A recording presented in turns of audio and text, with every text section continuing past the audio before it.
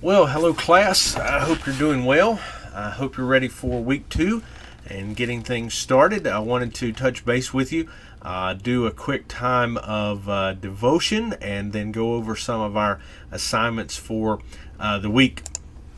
As far as our devotion, I think one of the relevant passages that we can look at for this class, and probably for a number of courses, is to think about the Great Commission from Matthew chapter 28. And a lot of times when we think about the Great Commission, we are thinking about the verses, go therefore and make disciples. But I want to start a little bit prior to that. We think about verses 19 and 20, but there's more to it than that.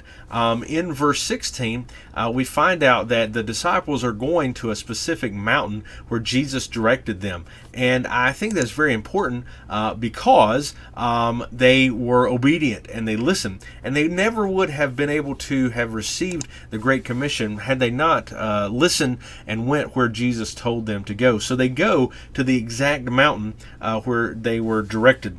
We need to understand that as we go through this journey, and many of you are just starting out on this journey of working on a seminary degree, we can't lose focus of the importance of our obedience to Christ.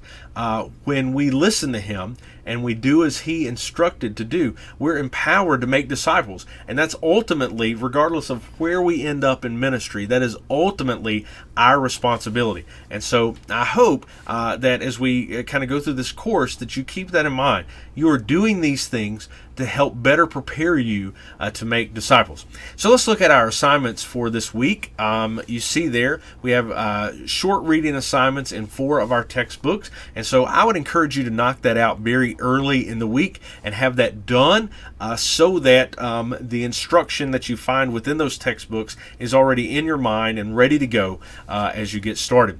There are also several presentations that you want to watch this week. You see there 4 specific presentations that you want to watch, and you can find those again in Blackboard. And I encourage you again, as with the readings, to knock those out early on.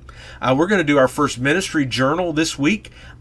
You are going to find the instructions for the ministry journal there in Blackboard. And our prompt for this week says, right now, what is your biggest hindrance in pursuing and obtaining the fruitful ministry that God is ultimately calling you toward?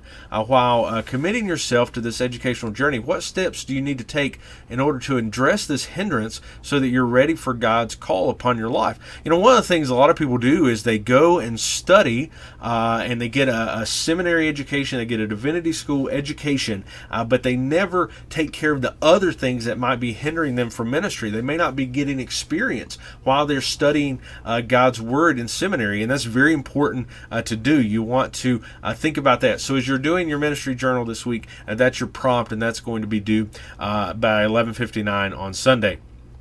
Now, we're going to do the first part of a research paper this week also. You're going to select one of these 3 passages. There are 2 from the Old Testament, 1 from the New Testament.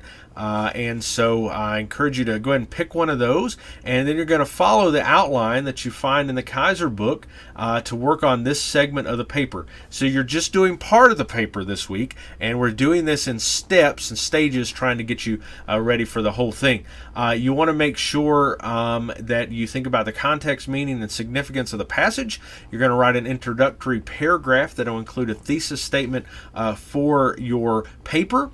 And along with the introduction and the thesis, you're going to list 10 sources relevant to the paper, which will be properly cited in the current Turabian format as interpreted by the School of Divinity Writing Guide found here. The sources must be current and scholarly. If you have a question as to whether or not a source is a good source, please email me so that I can give you a heads up. This is one of the things that I really put a lot of emphasis on in my own writing and in my own research, is finding good sources. And so I can probably tell you very quickly whether or not something is a good source. Some things to think about with good sources. Of course, current and scholarly. Was it written in the last 50 years? Even preferably the last 30 years? Scholarly. Does the person writing it have proper academic background? Do they hold a PhD? Do they teach at a place of higher education? Or is this just Joe off the street who's giving his opinion? There's a big difference. And this is not to tout necessarily people with PhDs or EDDs like myself, but they do call those earned degrees because you do have to put in a high level of academic work to have one. And so this is why when we're doing academic writing, we look at sources that have an academic background. And so that's very important. But again, if you have questions about that, please ask me. You can send me the source. You can email it to me, and I'll try to email you back very quickly. If you are struggling to find sources, let me give you a little insight into my office and kind of the way I work. I'm going to pick up the camera, so it might be a little bumpy here for a second. But if you'll look right here, this is my library of commentaries. These are just my Old Testament commentaries, and if you go across here, you're going to find these are all New Testament, and they go all the way over here and continue on this way. So I say that, and I show you that to say, if you struggle to find some sources, I can help you.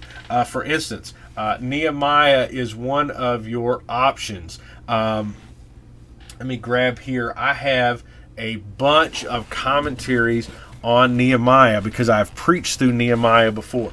So just to give you insight, not everybody picked Nehemiah, but good quality source here on Nehemiah. When you look at a commentary like this, you can see in here it mentions the author, and it gives information. He was professor of Semitic languages at the University of Stellenbosch in South Africa. So here's a man with a PhD, and he's working in academics. This entire series, New International Commentary on the Old Testament, is a high-quality series that's always going to be a good academic resource.